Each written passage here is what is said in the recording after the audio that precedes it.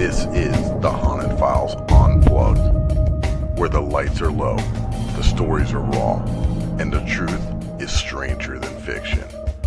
Join Mike Delcoro, Eric Vanderlaan, and their special guests as they dive into the dark corners of the paranormal. From hauntings and cryptids to UFO encounters and everything in between.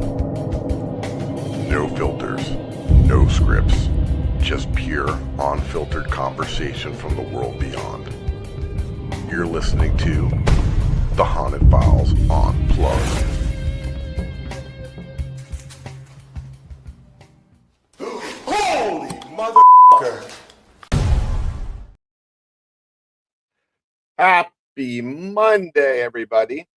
I'm Eric Vanderlaan. I'm your host of the Haunted Files Unplugged radio show, and we're missing somebody. We're missing Mike. He's under the weather, but no worries. We got an amazing show.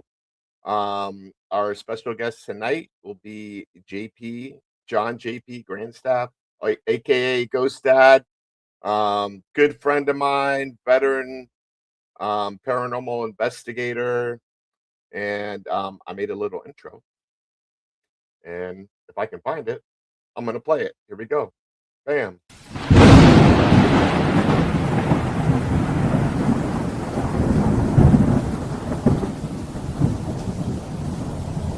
So I'm just in the bathroom, using the bathroom.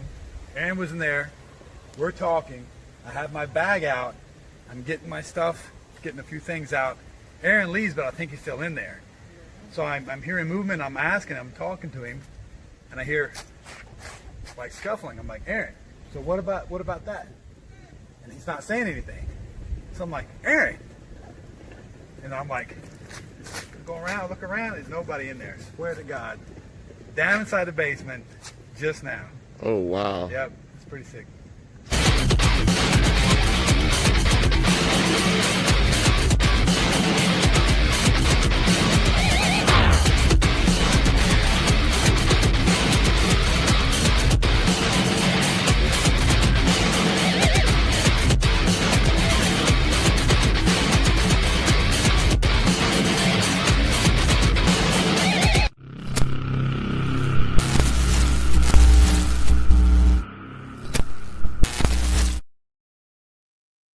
All right. Without further ado, let's bring on our guests. Bam.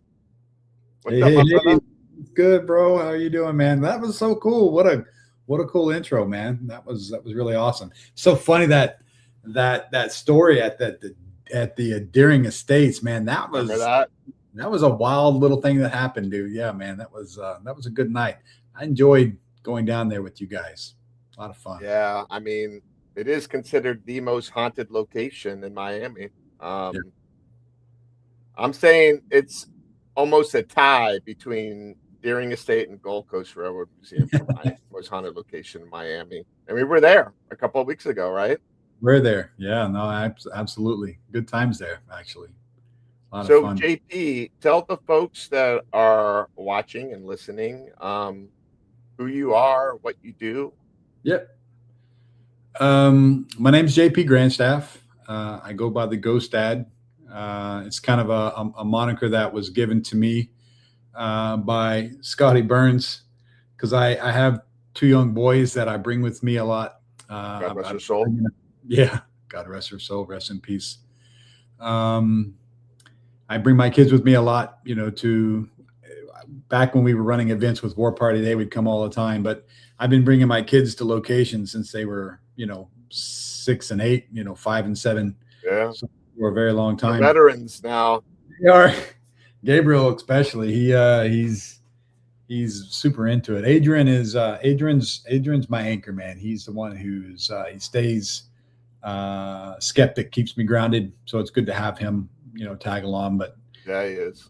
yeah, but that's where that's me in a nutshell. I've been investigating the paranormal since 2007. I'll tell you a quick story how I got started with that. Had a really good friend of mine lose his life in a car accident. You're originally from Kentucky. Originally from Kentucky. Yeah, we can take it all the way back there if you'd like. So I was born and raised in a small town in Kentucky called Princeton, Kentucky. It's a very small town, about 8,000 people or less now. And I grew up on a farm. It was a farmhouse that my grandfather, his family had built. It was an old farmhouse, didn't even have running water. We had an outhouse, believe it or not.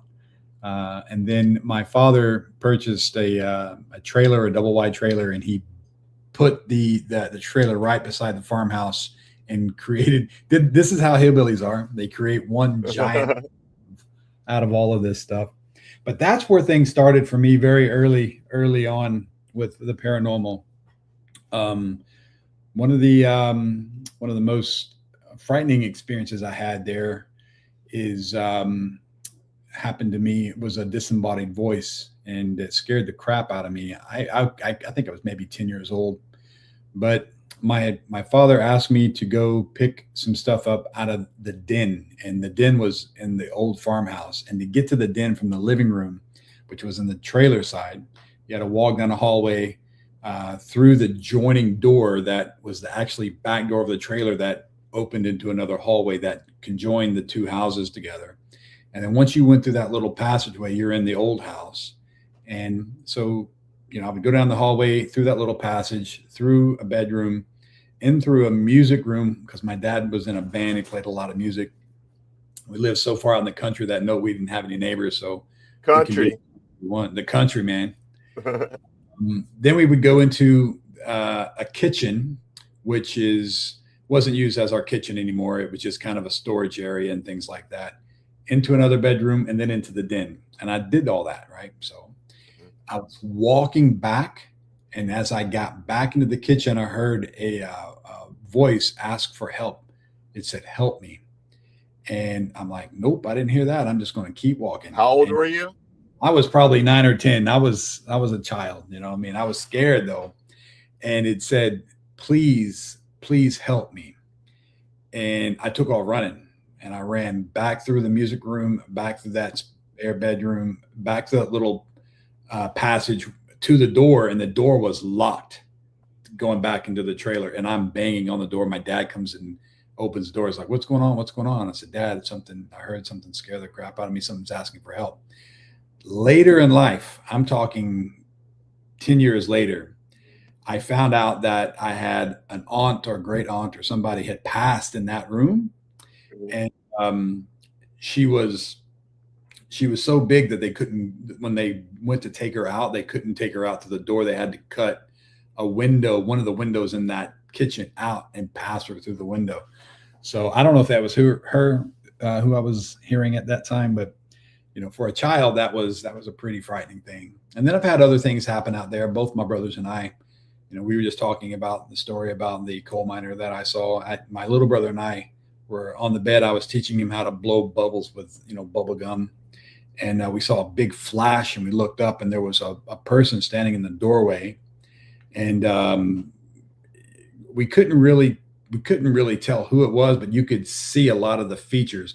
And down below him, there really wasn't a lot of body. It was just, and it was pretty brief, but we both saw it, and we jumped off the bed and we ran to go get our mom. And it was later, when I was about 13, doing a report for school, and having a conversation with my grandfather, who lived up the hill, who, again, his family built that house. Showed me these photos, and I recognized one of them, and it was one of his great uncles or something like that, who passed in a coal mining accident. And Wow. He was in that house. So very early on, that was the dabble in the paranormal I was having. Now, again, those were, I look at those experiences through a lens of a child. Your mind can, embellish a lot of that stuff. But when things really started ramping up for me into doing what I'm doing today, it started with an accident that happened with my friend, and he passed away in a car accident. And much like that guy that I saw that was standing in the doorway, I also saw him. I was on my bed. I was playing guitar. This is a couple of weeks after the fact, and I'm still very much mourning his death. I just feel a presence, and I look up and I see him walking into the room. So much so that I went to set my guitar down and go to get up, like I was astonished that he was coming in, but he was gone. And that got me really thinking and wondering what that was. Now, prior to this, I'm a man of faith. I grew up going to church. My grandfather was a preacher down in the West Indies and St. Martin. He's built a church down there. So I grew up with faith, a background in faith. So it was very taboo for me to even talk about these kinds of things. But I got really into looking at different faiths. I was studying Hinduism, all the polytheisms, the monotheisms, just to kind of see, get my own ideas of what those were. Aerojet rocket facility, Satanism. That I didn't dabble into Satanism, that's for sure. That's what they've been dabbling over there, though. Yeah, for sure. But that also led into near-death experiences. I study near-death experiences. Like I don't know how many I've read and watched on different YouTube channels and things like that. I got really into that, and there was a lot of commonality. And it didn't matter. The culture. What country this person who had the near-death experience was. There was a common thread to a lot of that, which is intriguing. So all of this. Religions. What's that? Even the religions have a common thread. Yeah, no, you're right. And this study of all this culminated into kind of doing this, right? So there was a movie that came out, I can't remember, I want to say like 2006, 2005, called White Noise. You ever heard it? It was Michael Keaton. Yeah. Mm-hmm. So I saw that recently. Oh yeah? Wasn't he communicating with his wife through the TV? Correct. That is correct. So that's exactly it. His wife turned up missing, and then they later found her, like she was murdered in a river or lake or something. Anyway, she was coming to him via static, white noise, through the TV, and he met them. He got introduced to that by a paranormal investigator who was doing EVP work. Speaks about EVP work during that movie. And that explains everything, why you're the SB7 box king. Well, I tell you, that's my favorite tool, 100%, man. I think that for me, that's in its purest form, one of the most,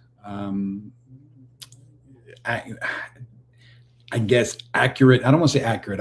One of the most precise devices to really get communication, and we can get intelligent response.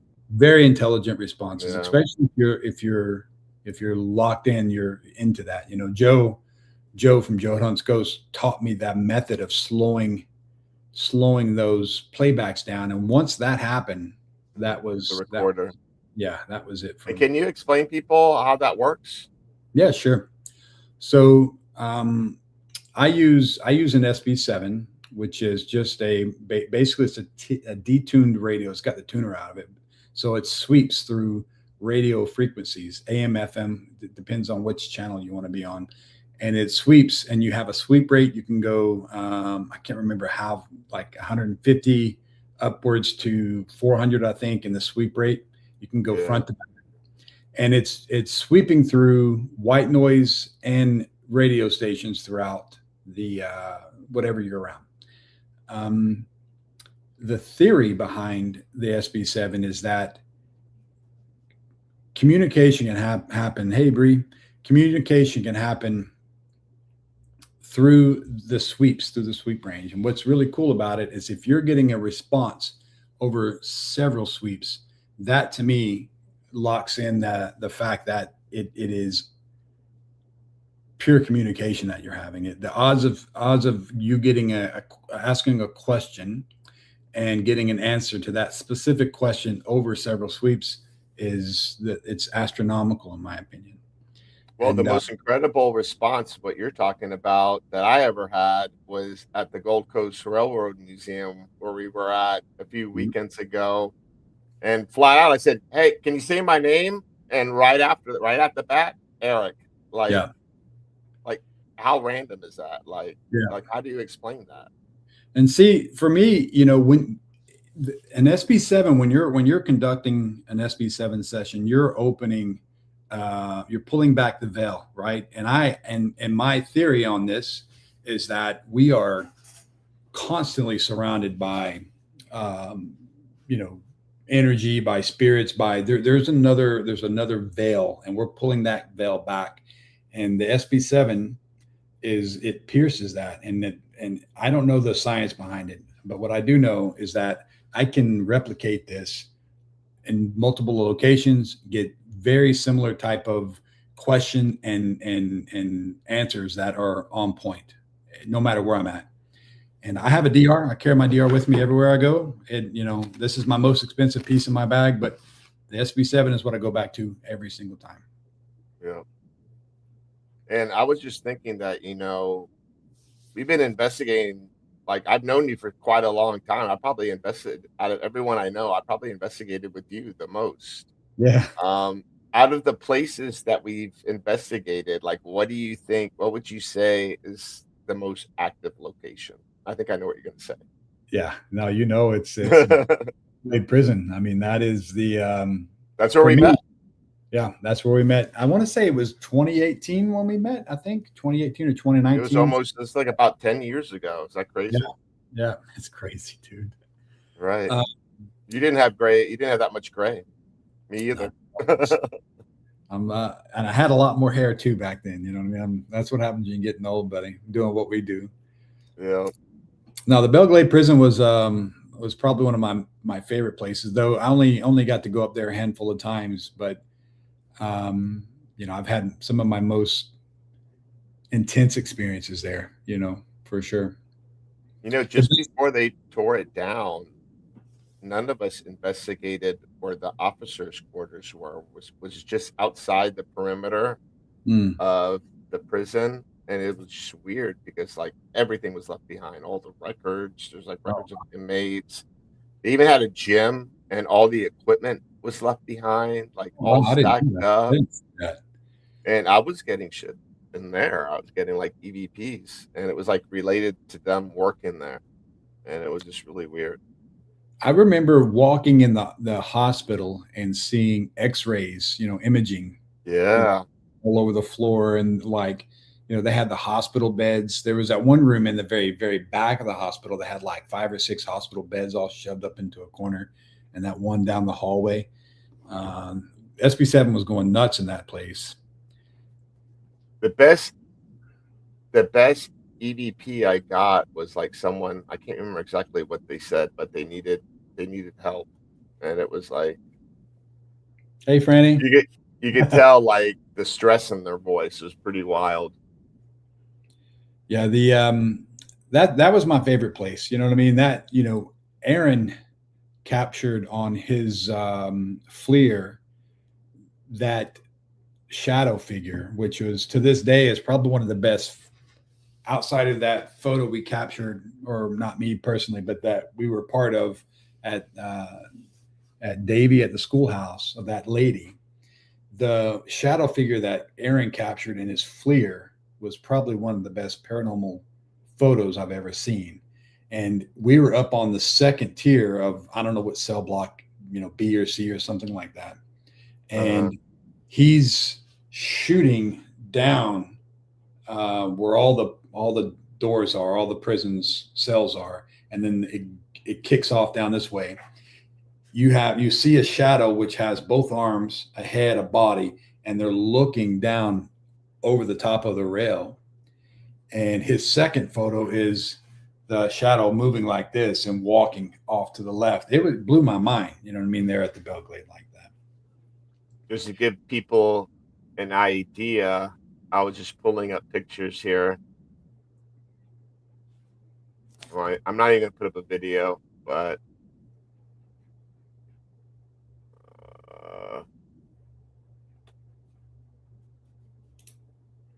was like one of the cell blocks. I think this was cell block B.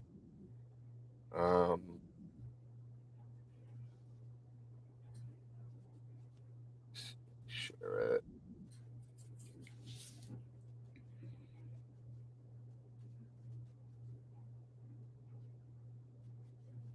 Remember that? Yeah. Yep. Such a great location, man. I remember there was a story that a kid that locked himself. He couldn't open up, and he stuck there for like a long time. Yeah, I remember that. Yeah. Cecile and I got a really good EVP there, man. She got the inmate's number, like the inmate number, whatever that is. You know what I mean? It was like a set of like C1 through whatever it was, but it was absolutely crazy that we got that. But you know, there at that location, at that church is where I got my attachment there. That was pretty heavy for me. That was 3 days of absolute hell. And that was very early on with yes, she is awesome. That was very early on in my war party days. Like I had just been with that was actually, I think that first night at the Belglade is when Scotty asked me to be a part of War Party, like the invitation War Party. So that was that. Me too. Yep. That I was I just left Prism, and she's like, "Oh, you're at the War Party now." I'm like, "Okay." Whether you like it or not. Yeah. The dude, you know, the SP7. I mean, like I said, it's my favorite tool. You know what I mean? I've gotten some very one of the coolest experiences I had with that. I was investigating building number 5 at BCC, Broward Community College, where they had that murder suicide there.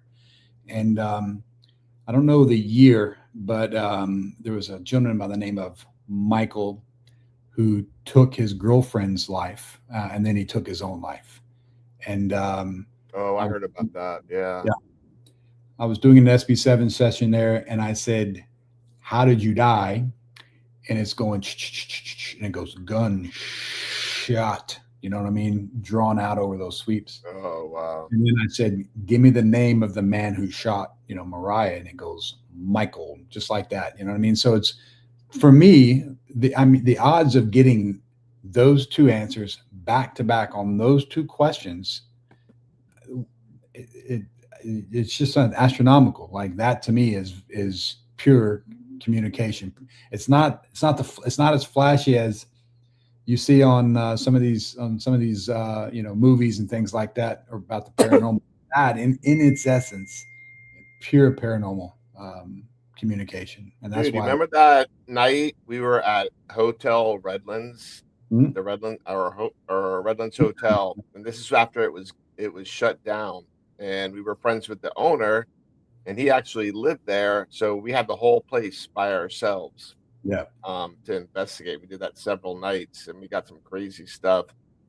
Remember, I don't know if that was you or you were there with Zap, where there was a story that a prostitute was thrown out the window and died.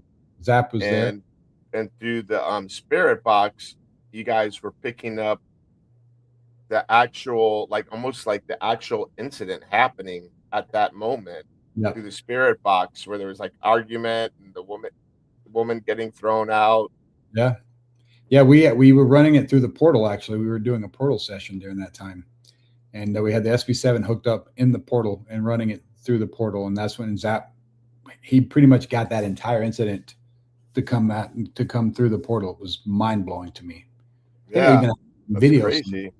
To be honest with you, probably some of my archives somewhere stashed away. Yeah, for sure. But I mean, and then like also like, and we haven't been there together, not yet, at least, at the Aerojet rocket facility. Yeah. It's the only place where different devices were getting things related to the location and what was happening there. Like we were getting Satan multiple times to the spirit box. We were getting devil. We were getting ghost on the obulus. We were getting things on like related to that on a recorder. Like how how mind-blowing is that? Like, why would those words that's related to that specific location be coming through these devices? Like, how could you explain that, right? Well, I mean, you know, it has to be because of you know, first and foremost, that massive pentagram that's there, you know, and conjuring, you know, that kind of energy. You're opening something that I don't think you really understand. Or when people do these things, I don't They think were they really doing understand. bloodletting rituals there. Yeah, I mean, and there was animal sacrifices there. I mean, we Yeah, saw evidence yeah. of that happening there. So, you know, that's stuff that I don't really, you know, I'm not comfortable getting into those kinds of things, especially after having that attachment, you know, from the Belgrade prison, and Yeah. seeing how real it can be. You know, it's not just fun and games. You know, it's if you're not versed in what you're doing, which I wasn't at that time. You know, I remember it specifically. You know, you were there, Cecilia was there. There was a couple of us that stayed there, and we were getting that child spirit coming through, and then we thought was sounded like a male, aggressive male, back and forth, and there were Did she some get band. punched one time? So she got pinched there. I think I got scratched probably the second or third time there, but that wasn't in the church. But she did. She Right. got pinched sitting there during that session. I remember that specifically. But after that was all done, you know, and we were finished with the session, I went back into that church and tried to just pray over the space and try to clear it and cleanse it. And I'll never forget this, man. It's like Aaron and I were driving back, and Aaron was like, "Dude, do you feel that?" I'm like, "I don't feel nothing." You know, I was fine. He's like, "No, something's heavy, man." I did not feel anything. And he's like, "No, something's not right." And I'll never forget, you know, he stayed. I live in a cul-de-sac, and he stayed. He dropped me off, and he stayed out in my cul-de-sac after I'd even gone inside. And like he texted me, he's like, "Dude," he said, something's heavy. Something heavy is here. And this is like, you know, 2:30, 3 o'clock in the morning. And I'll never forget, man. It was that nothing really crazy that night. I mean, I saw a mist in my backyard that I thought was just something coming off the lake from behind my house. But you know, I had set my glasses, I had set my phone and my wallet down beside the bed. Yeah, in that church right there. That's it. Yeah.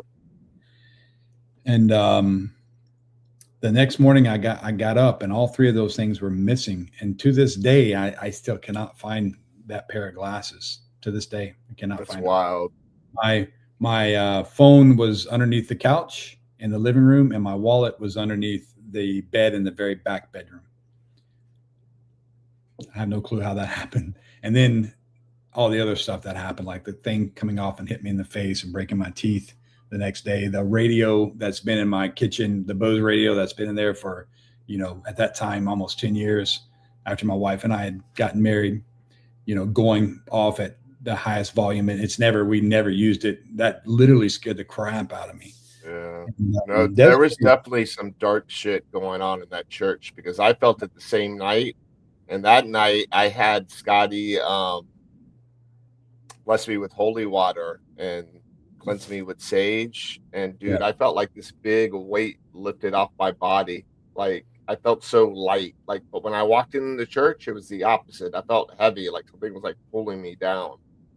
It was just really the oddest thing. You have And to then look at it like this. You know what I mean? That church was in a prison, right? So that church is really a beacon of hope in a dark place, mentally speaking, right? Let's look at it like that. You know, from any dark entity that could have been in that area after the prison is closed down and stuff, that church is now the prize, because that's where all the love, all the hope, where people have given their life to Christ, is well, in that. it's funny that you say that, because I had a former inmate reach out to me, and he said a lot of men were having sex in that church. Really? Oh my goodness. Yeah. Desecrating it. There you go. Yeah. Respect. And then remember, there was a cult that was doing satanic worship there. Like when that night, it was still, everything was still fresh. The candles, all the spray painted symbolism and that was sprayed all over the walls and everything. It was pretty wild. Yeah, it had a vibe to it, you know what I mean? But the EVPs we were getting there, the SB7 session that we were having, it all led to or culminated into that, experience that I had. But yeah, that place was wild. That's a place that I'll never forget. It'll be implanted in my brain forever. But dude, I mean, Gold Coast is just as haunted. I mean, there's some stuff going down there. Deering Estates. I mean, I was able to get what's her name who runs Deering, who on camera. I got her. Oh, and she's a non-believer. She is a non-believer. Jessica, and we were there. I have on my TikTok. There's a video of her and with me, and we're doing SB7 session. It's on my YouTube channel. I made a video out of it. That whole session's in there. And nice. You know what? They play that. Do they really? They don't play that session, but parts of that video for their events.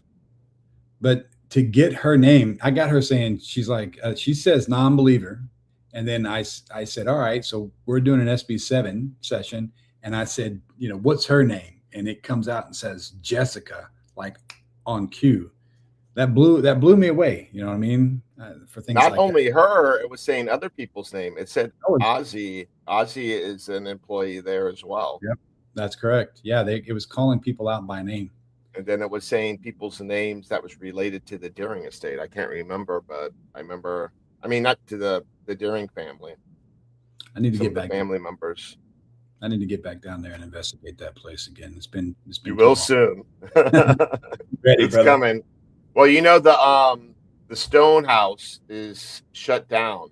They're renovating it, so only the Richmond Cottage is open. But man, I did all those events. I did like 14 events in 2 months. Oh my god! Jeez, bro. No rest, right? But no, dude, every single night, crazy things were happening. Disembodied voices, my shirt getting tugged, me getting touched, other people hearing disembodied voices, phantom smells of wax, which was really weird.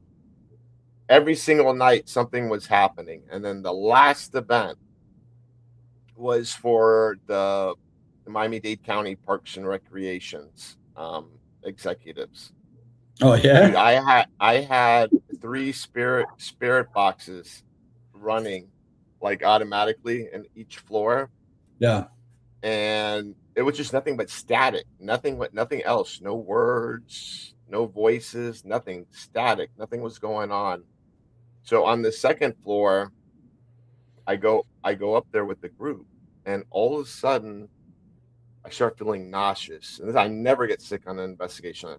I start breaking out in cold sweats, and here I'm like, doing an investigation with these people around me watching me, and I'm like trying to shrug it off. And then Amina was there, and then after we finished, she's like, "Oh my God, Eric, you look like a ghost. You're white." So I went back downstairs, and we continued downstairs, and I started feeling better. And then I got to the point where I felt fine, like nothing ever happened.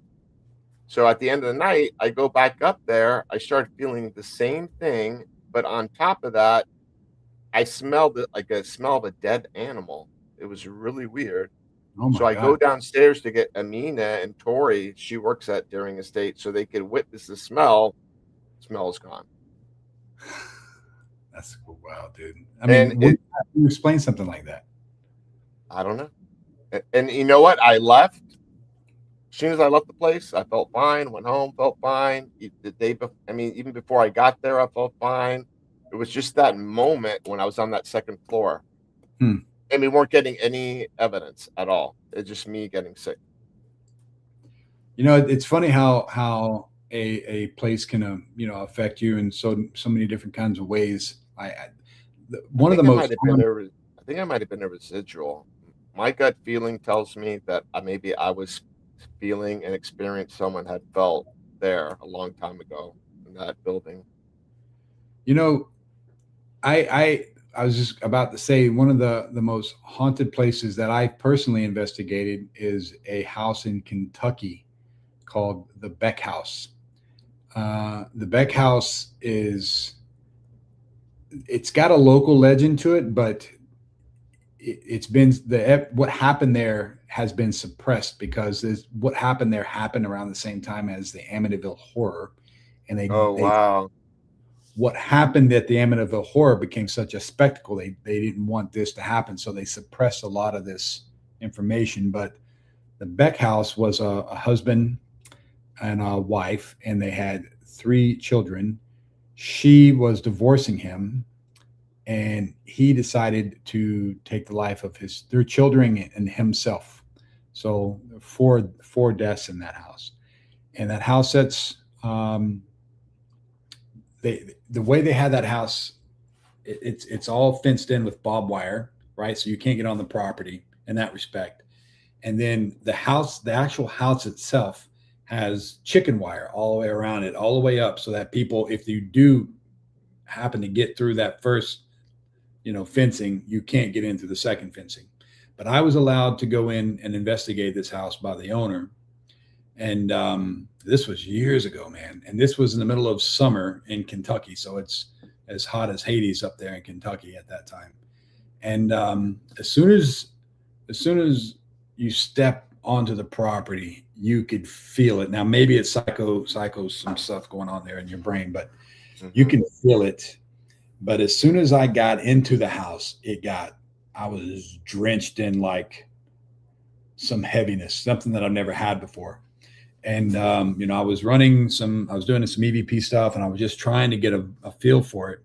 And as I'm walking up the stairs to where the bedrooms were, I don't know exactly where the murders took place. I think upstairs. About halfway up, I ran through what felt like ice water. Now, this is, again, in the middle of summer in Kentucky. It's an open house. There's no AC on there. I mean, it's an abandoned house. I can show you pictures of it. But once I got to the top, I felt like slicing down my back, burning. And I start going down the stairs, and as I'm going down, the back of my shirt gets tugged, like pulled like that. And I took off, Eric, running out of that house. I was so scared.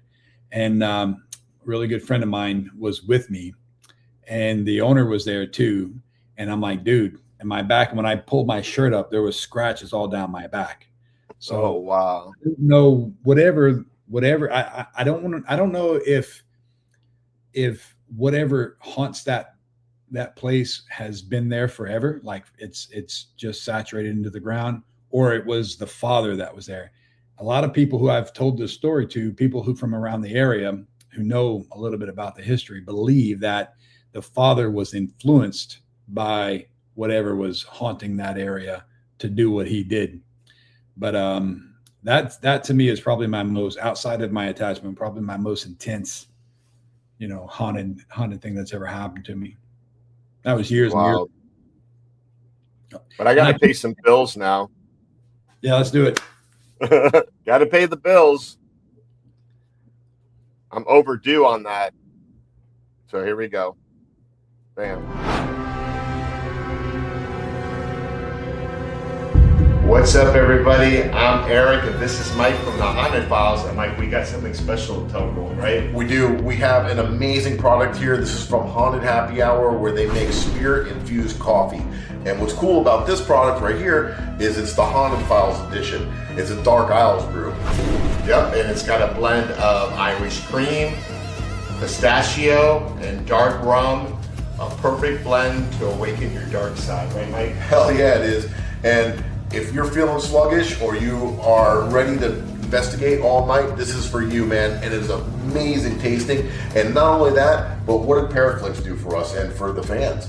Well, you're going to get a special discount code that's on the package, and you're going to be able to get 3 months for free ParaFlixx. And who can they watch, Mike? They can watch us and all the other amazing investigators on the ParaFlixx platform. So get yours today, and make sure you check out ParaFlixx and the Haunted Files. And if you're feeling dead inside, get caffeinated with Haunted Happy Hour.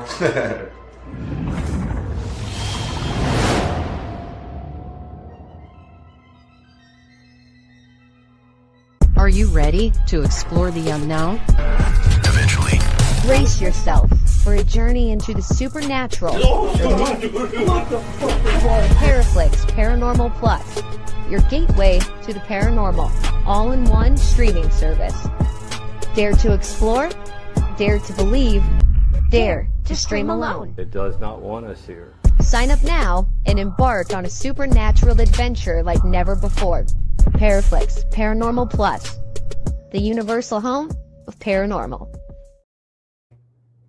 So, man, we are off to a great start with our season 4. We got a new episode coming out on the 27th. We just dropped the Ann Stevens house, that episode in Casadega. So I'm going to play that trailer now. And everyone check out ParaFlixx. I mean, it's $3.99 a month, and there's tons of paranormal shows if you're into that. Right, JP? I mean, Travel Channel, Discovery Plus. The only thing's new is Ghost Adventures. If you want to see something different, we're not the only show, so check us out. And here's our trailer for the new episode we just dropped. Bam. Welcome to the Haunted Files. And tonight we are investigating the Ann Stevens house. You ready to do this? I am. Let's do it.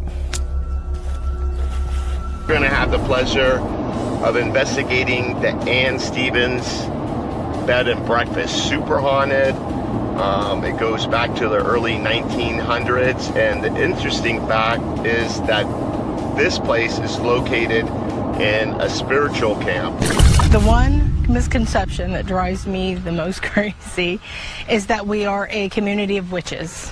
For more than 125 years, the quiet community of Casadega has been somewhat of a mystery to many Central Floridians, and people have lots of other misconceptions about it too. We worship the devil. There's an evilness about us. As spiritualists, we don't even believe in the devil. But for those in the know, Casadega is a gateway to the great unknown. After we reopened this as a bed and breakfast, some of our guests began having experiences. Some were tucked in. One morning, their bed had been made. Others had seen a man in a Civil War uniform. And we learned that this person had been Ann Stevens' gardener. As darkness settles in over this quiet little town, you can feel the shift in the energy. With our equipment in hand, we head in, prepared to document whatever we may encounter. Can you get close to that box again? Please? Just let us know you're here. Awesome.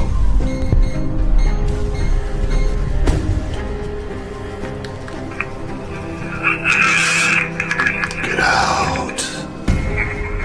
And we're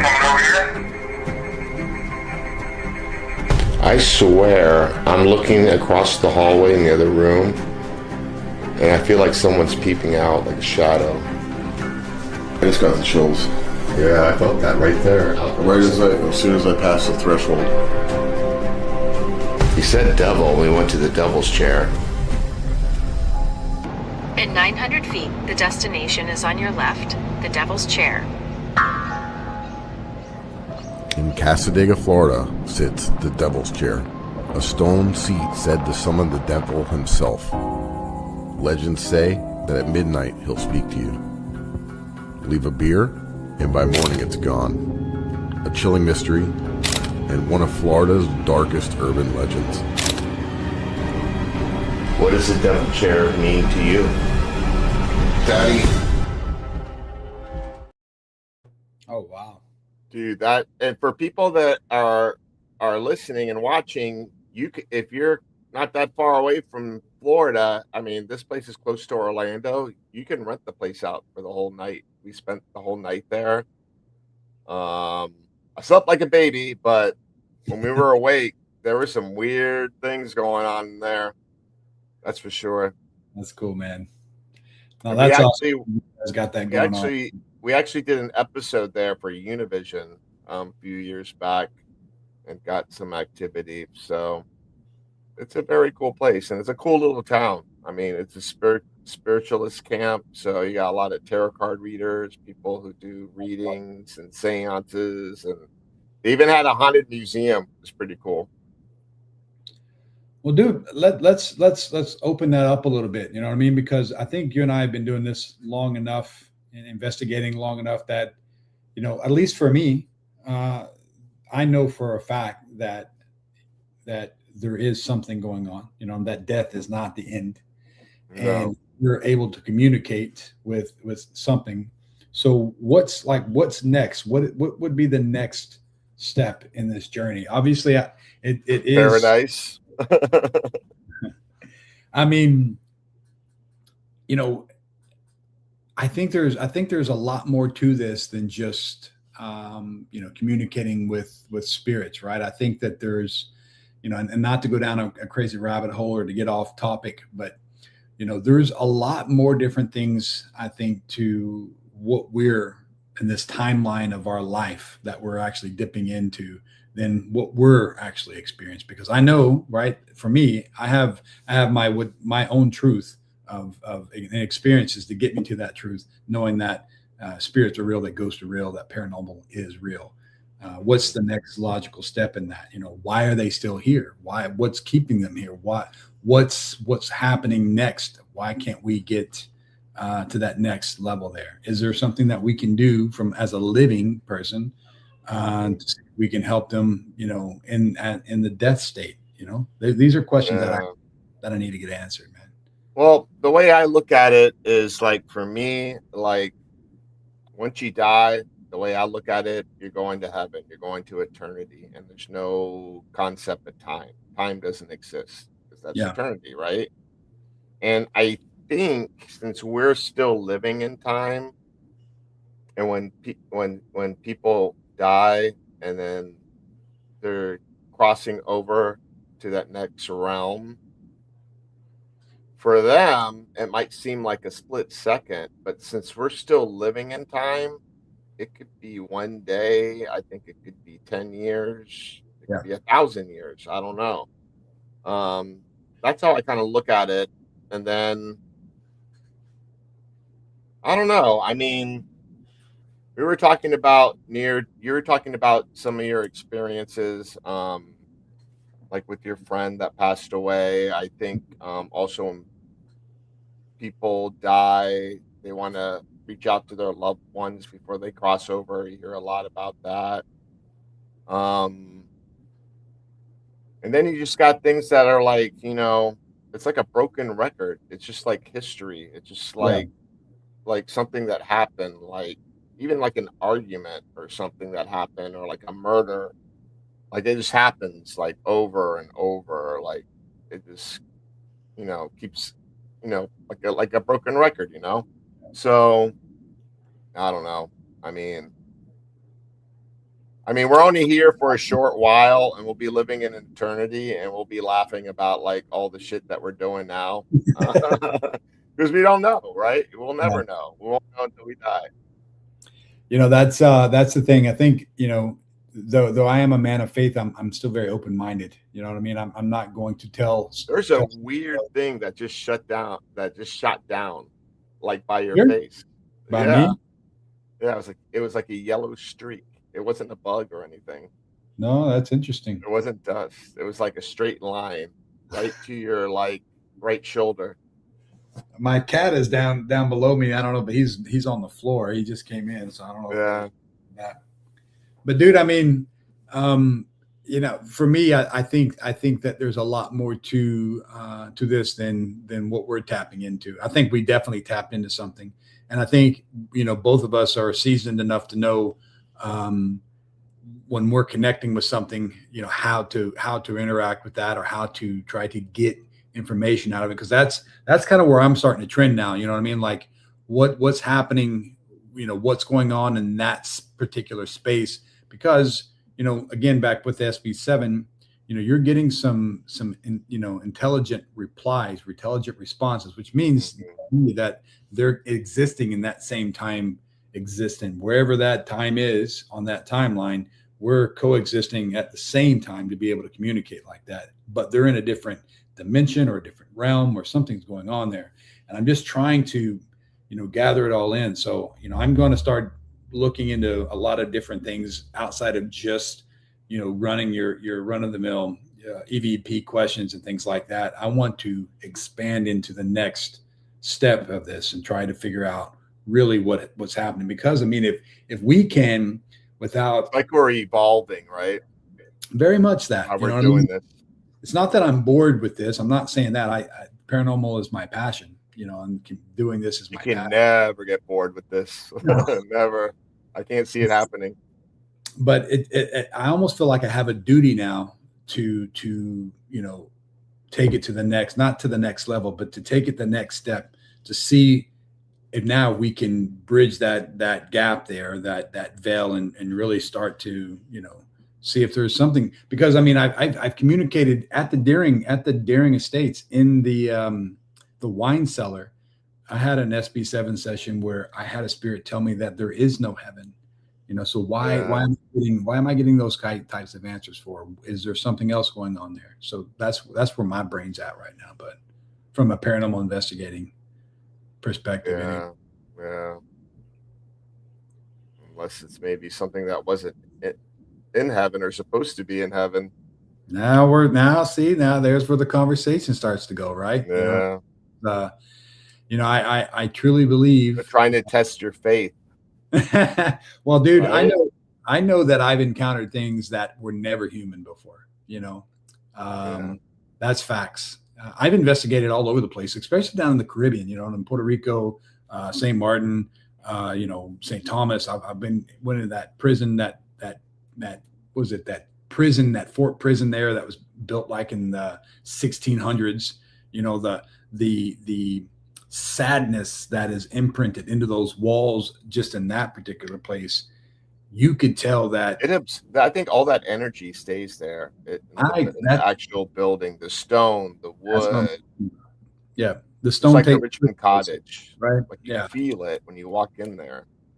It's saturated in that kind of stuff, man. And that's, I don't know, like my mind, where my brain is wanting to go with all this kind of stuff. I want to dig deeper and really get to the meat and potatoes of this, versus just kind of, again, with, working with you and Mike and, all the other investigators, Scotty and Zap and everybody, having that opportunity for me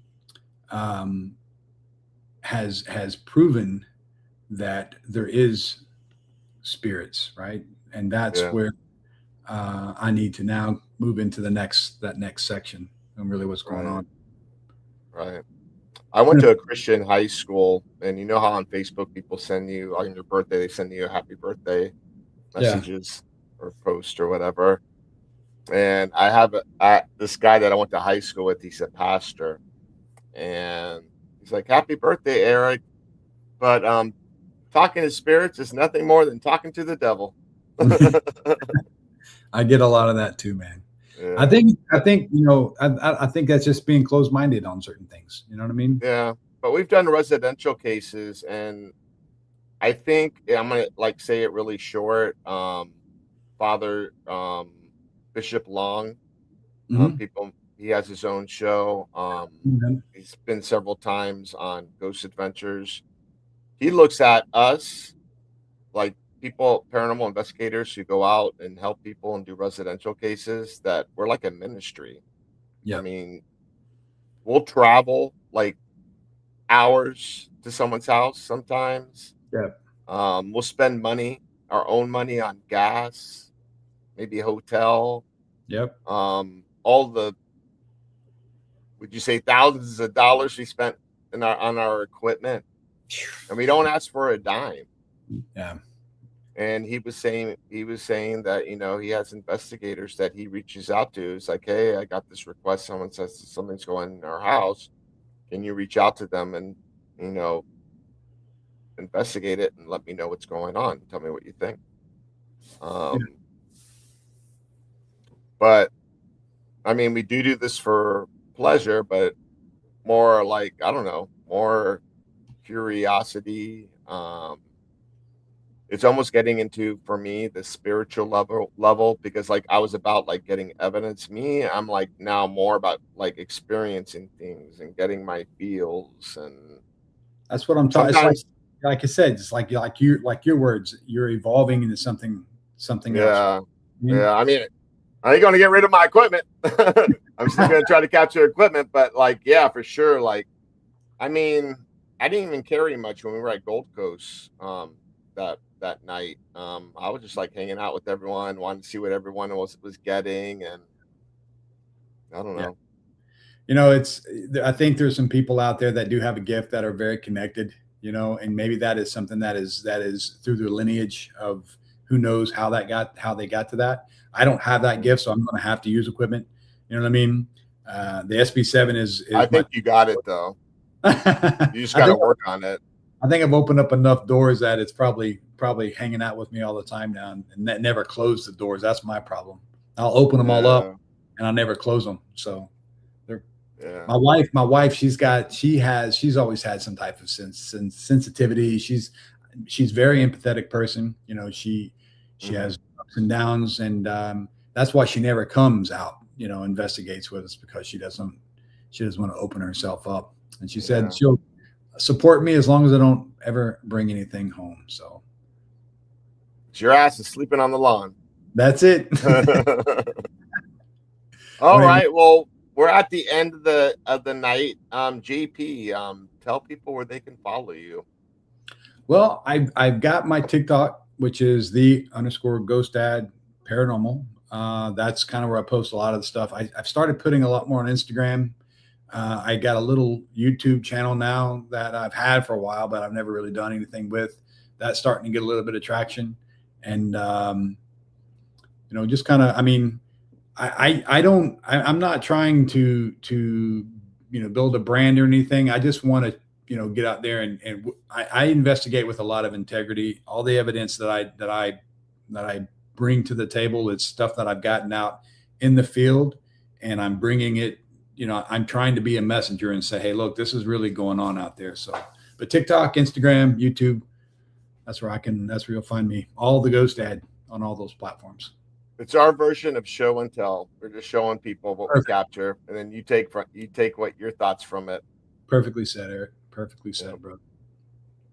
All right. And me personally, you can find me, Ghost Hunter South Florida, on TikTok, Instagram, YouTube, Facebook, Eric Vanderlaan. Also, for those of you, please subscribe and like to the Haunted Files Unplugged radio show. We very much appreciate that. Also, check out our latest episode. We have dropped on ParaFlixx, the Haunted Files. Also, coming out with Patty and Agree. Can you believe that? We got an episode coming out with Patty and Agree. That's pretty amazing. So that's coming out on the 27th. And you get ready, fasten your seatbelts, because the next episode after that's going to blow your mind away. All right. Thanks for everybody in the chat. Franny, appreciate all you guys. All right. Everyone have a good night and peace. Bye. Oh, wait. Outro.